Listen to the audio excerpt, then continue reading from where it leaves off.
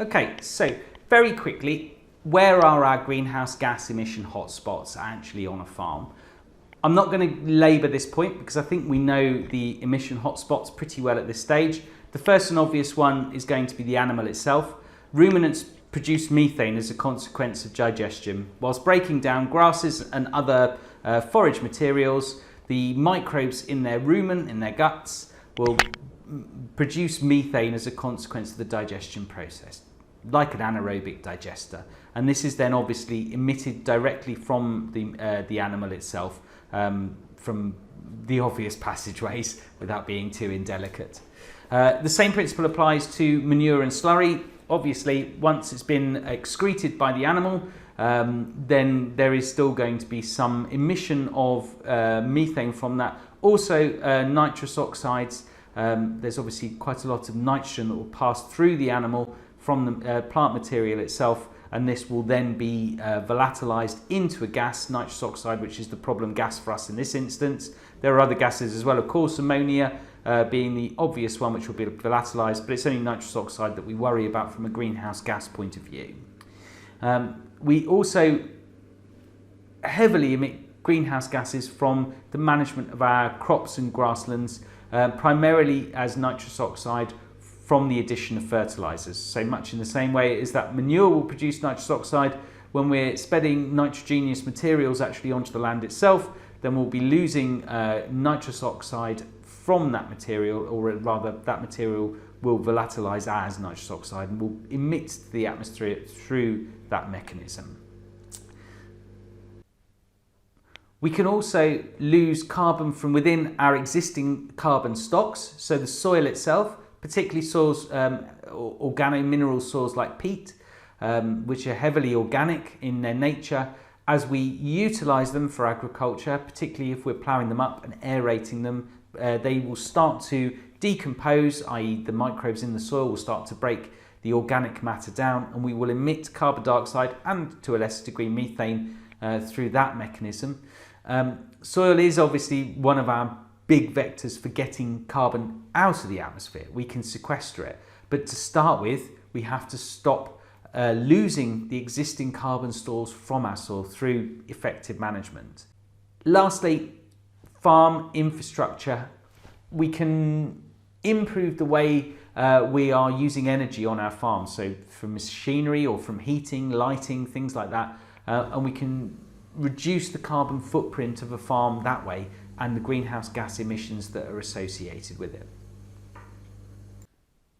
So one of the key strategies obviously must be to reduce the amount of methane produced actually by the livestock themselves, by the animal itself. There are numerous strategies for doing so. The simplest is to improve efficiency. The fewer days to slaughter that you have, the less gas is emitted. It's a really simple, non-compassionate equation. Just to look at it dispassionately, if you can improve efficiency and take days to slaughter from, let's say, 100 down to 90, then you've saved 10 gas days per animal. These kind of savings at a national level have a massive effect. There are certain things we can do to feed the animal differently, i.e. by adding supplements or plant secondary metabolites, materials which would influence the rumen in a certain way and reduce certain microbial effects, i.e. the production of methane in this instance. That can have a positive effect on overall greenhouse gas emissions. We can utilise forage with low fibre content or highly soluble carbohydrate content. These are factors we know will have a positive effect on greenhouse gas emissions. And we can also feed them things like high sugar grasses, which in principle should also have an overall positive effect. So there are numerous ways we can shift how we're feeding the animal. The trick is obviously, I suppose, to still maintain high production levels, and that inevitably may be where there's a trade-off. It's not entirely clear that that's the case. Some of these things, high sugar grasses for instance, we know to be a positive thing from a production point of view. But obviously if you're going to hamper the rumen slightly to reduce the amount of methane produced, then there is a potential that you will also hamper how the animal is behaving and reduce some of the positive gain that could be had from feeding itself. Selective breeding is also an option in this instance. Selective breeding will allow us to choose animals which mature quicker. That's one option. Equally, there's some really interesting research from Rothamsted research, I think down in Northwick, where the actual individual animals produce varying amounts of methane. So for selecting for low methane yielding animals, if you have a selective breeding process based on that, in principle, you can drive down the overall herd emissions. And I think that's probably one of the most promising strategies that we've seen occur over the last few years. Exactly how this will be implemented, I think the science is quite new at this stage. So they're still trying to wrestle with that. But there is some reasons to be optimistic to think that in the future we will be able to breed for low methane ruminants. Lastly but not least, the last strategy is one that's not really favourable, not really popular, but in principle it would work. We could have fewer sheep and fewer cows. Plant protein is dramatically less impactful in the greenhouse gas emission sense to produce, and poultry and pig meat, both of these things are again about 4 times less than the average sheep, which is obviously considerably less than the average cow in terms of methane emission. So they are low methane creatures, monogastric animals. These are options. I think, as always, it really comes down to demand. The market will dictate what's wanted. If we want sheep meat, then, if there's a market for it, if we're not producing it here, then it will be produced from abroad. So it would be better if we focused on strategies which reduced the environmental impact of the animals we have. Nevertheless, it is a strategy, so it should be considered. We can reduce the greenhouse gas emissions from manure, or more tantalisingly, we can do something with them. So if you are producing methane and nitrous oxide from your manure, then if you could capture that gas through a technology such as anaerobic digestion, then perhaps you can do something useful with it, such as make energy to reduce the carbon footprint elsewhere on the farm. And I think that's really where we need to start looking for how we're managing our farm landscapes. Not really just stopping doing something, but integrating all of these effects to get maximum benefit. Recycling all materials as much as we can. Regardless if we are covering slurry lagoons or if we're using technology such as anaerobic digestion, we're not just going to be emitting to the atmosphere. We can capture the materials and we can either utilise them or we can safely manage them, but we're not just going to be emitting them. And that's really where it comes in. Of course, the downside, you need infrastructure, and infrastructure costs money. So there is a consequence to that. But these will need to be plans that we put in place for the future, because these things are not going away. They're not effects that can be ignored. We can also reduce greenhouse gas emissions, which are the result of current grassland management. Essentially, this comes down to better nitrogen usage. Nitrous oxide emissions are the result of fertiliser addition, quite simply. If we moderate the amount of fertiliser we use, if we apply it at times when the plant needs it really specifically, if we increase our precision, then we lose less of the environment, and part of what we lose to the environment is nitrous oxide. So we obviously know that there's ammonia volatilisation from certain manures. In the same way, we lose nitrous oxide, and we need to reduce that. Equally, we need to do that from a business point of view, because it's a total waste of resource if we're losing nitrogen to the atmosphere and not actually getting it into the plant itself. Some of the strategies are straightforward. We can change the herbage we use to make it to select for species which use N more effectively. We can optimise timings of nitrogen, again to coincide with growth periods, and we can even do things like applying inhibitors to stop nitrification happening, to stop us losing nitrate more readily than we do, for instance, ammonia, actually from within the soil or through volatilisation. All of these things are actions that we can implement. There are other options as well. There are things we can do actually within the landscape management to try and reduce these effects. So if we are going to reduce fertiliser, say, if that's one of the strategies we want to employ, we don't want to reduce the amount of yield potentially. And one of the ways we could do that could be to increase species richness in grassland. We know obviously there is an effect of increased biomass yield as a consequence of increased species richness. We also know it's better for the soil because it's permanent pasture, and we get greater carbon sequestration rates underneath permanent pasture, particularly species rich permanent pasture. But all these things are true. If you increase the presence of legumes, you'd increase natural nitrogen addition to the actual sward itself, which is going to be natural fertility and saves you money. Equally, you can, as I say, benefit from the fact that increased species richness has this biomass yield effect, and that consequently will mean that you don't have to add nitrogen so liberally just to get your dry matter yield rates up. And of course, increased species richness in grassland means increased species richness of the surrounding environment as well. So there's less environmental impact of agricultural practice, and it's quite simply a better way of doing things from a point of view of land management at the landscape scale.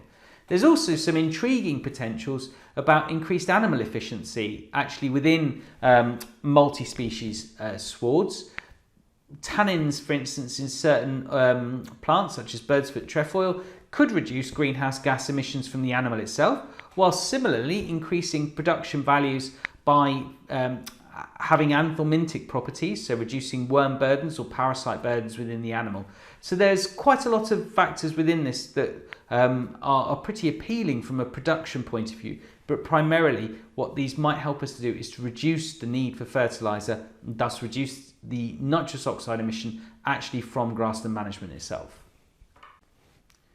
So alongside changing how we manage our grasslands to reduce the impact of greenhouse gas emissions, we also need to consider how we're managing the imports of current feed for animals.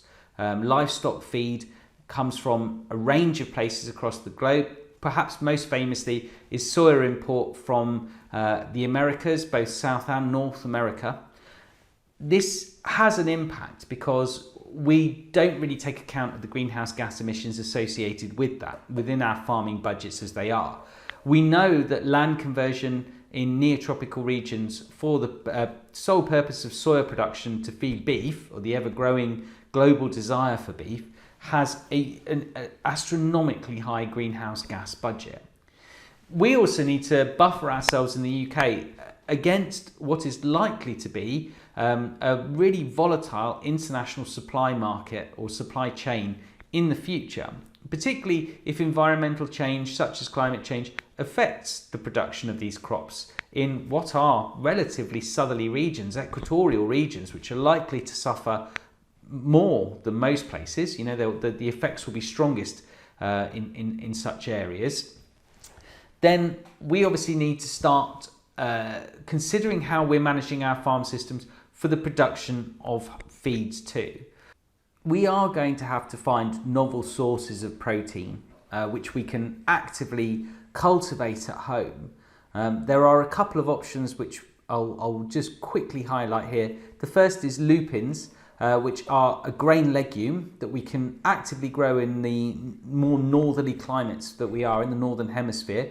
They grow very, very effectively in UK soil, and they have really high protein contents. They can be incorporated into a rotation because they're a legume. We can also benefit from a little bit of fertility being returned to the soil. So they're one example of another crop organism that we could incorporate back into the system.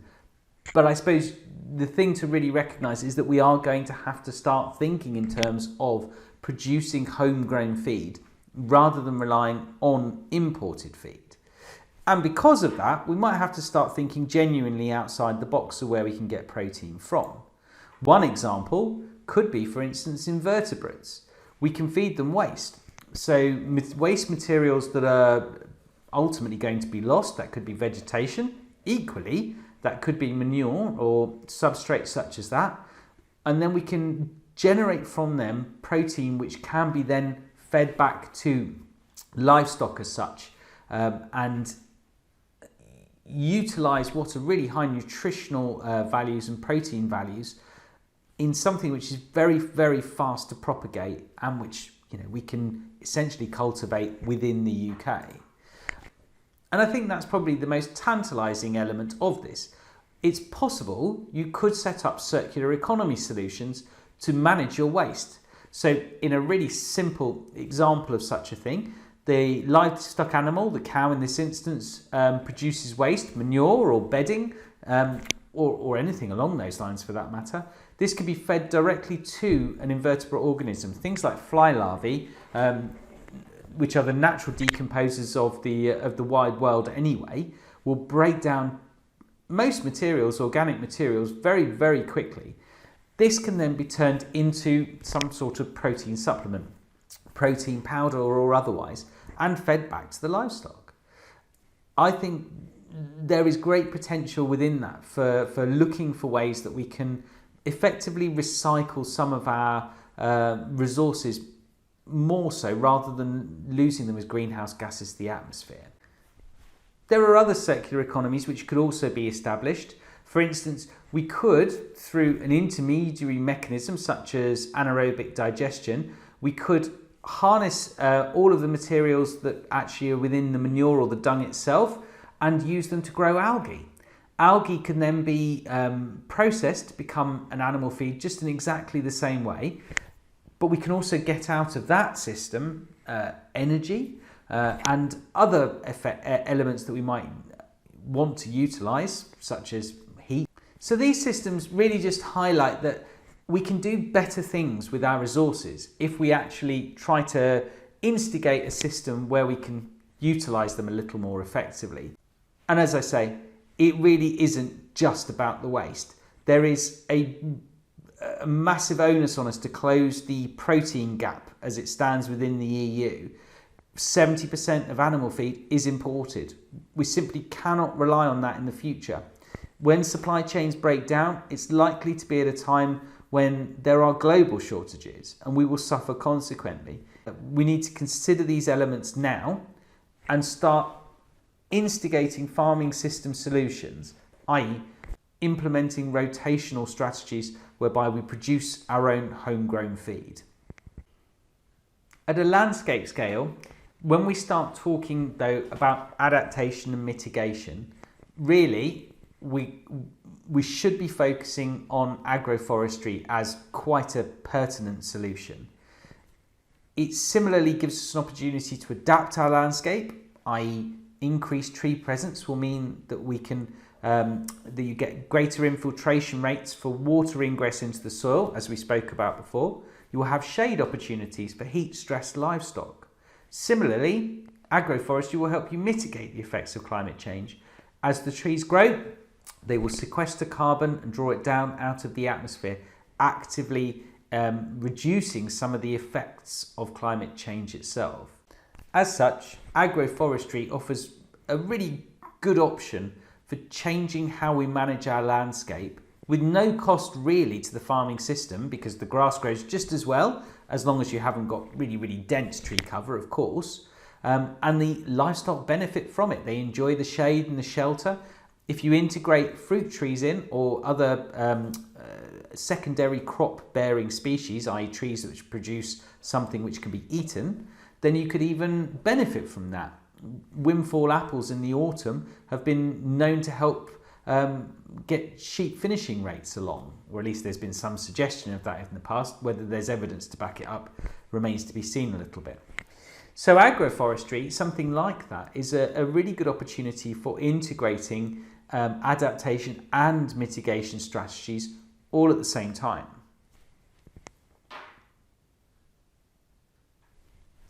There are a few sequestration options available to us in actual fact, where we can start getting carbon out of the atmosphere and actually sequestered into our farming system. Primarily, that's going to be done through vegetation. So things like, for instance, riparian strips. This is infrastructure you should be implementing anyway on a farm, because it's going to stop pollution entering watercourses, it's going to stop soil getting washed off of hillsides into watercourses, and it's going to help sequester carbon and reduce the effects of climate change. So therefore, if we're just looking at how we're planning out a farming system, the things that we say we should have in place, larger amounts of hedgerows, that sort of thing, or buffer strips across slopes, they're all going to have a positive effect for sequestering carbon actually into woody biomass and vegetation itself. Obviously, we need to increase tree cover, and we could do that through agroforestry, but equally we could do that through alternative mechanisms on farms, such as small-scale woodland regeneration actually within farming systems, or orchard management, something along those lines. But we also need to look at how we're managing our soils. Appropriate management, if we get the management right, i.e. we're not using them hard, we're not using too much fertiliser, there's not too much heavy machinery compacting them, and there's not really high rates of tillage, then we can sequester carbon actually in the soil. To start with, we can repair degraded soils and top the carbon levels back up where it's been lost from soil. Bottom line, we need to increase the amount of woody biomass actually in farming systems. We've got rid of our trees and hedgerows. We haven't wanted them in the past because, as we mechanised, we wanted every potential bit of growing space we had, and we didn't need hedgerows in the same way. We could put up stock fencing very easily and very effectively. This has cost us a little bit though. Now, as we get to a stage where we see the value of woody biomass on farm, we need to start replanting and reinstigating coppices and little bits of standalone trees, as well as more integrated agroforestry solutions to increase the woody vegetation and tree cover in farming systems.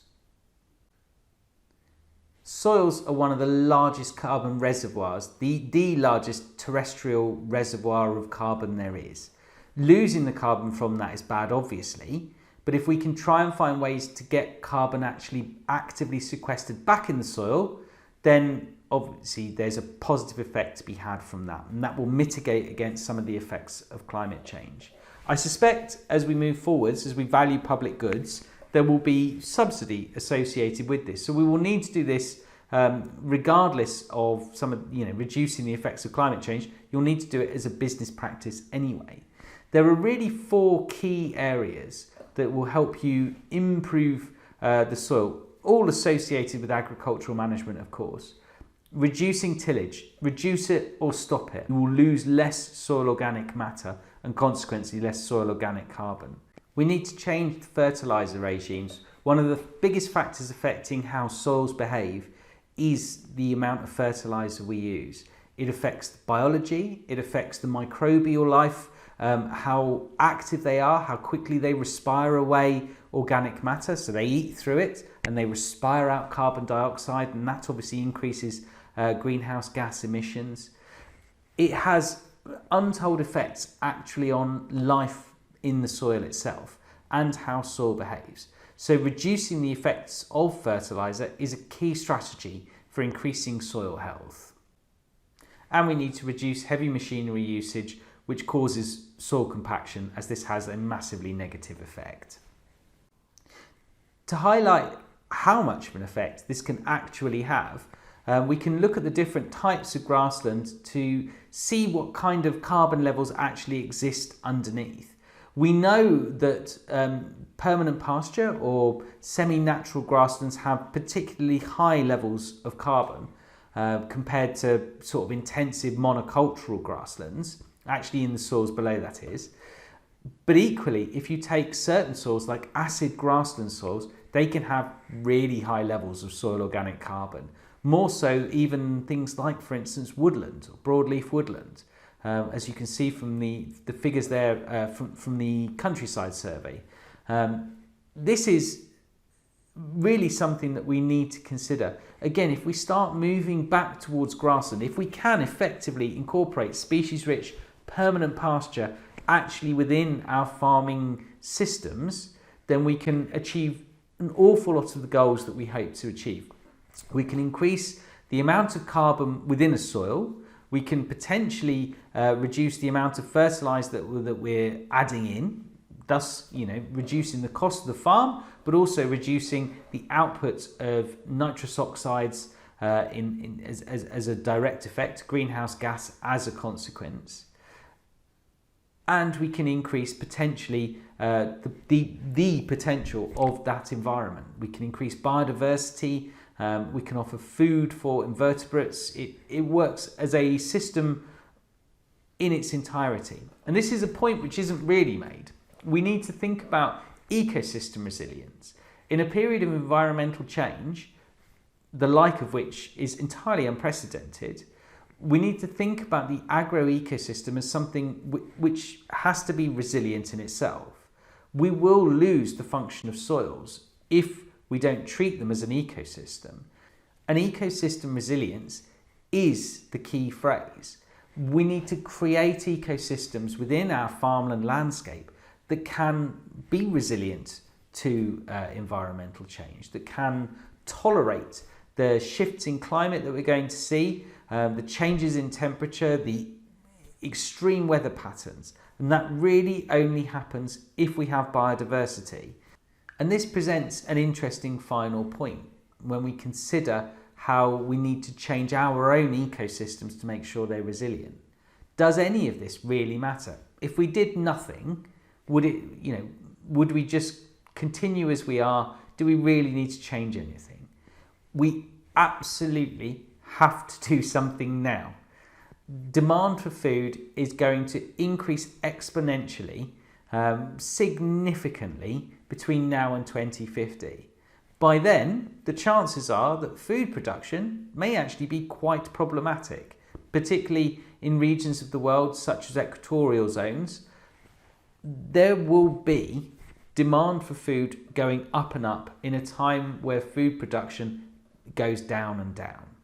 We have to change how we're managing our systems to adapt to the effects of climate change, but also to reduce the emissions of greenhouse gas that are happening as a consequence of agriculture to mitigate against the effects of it.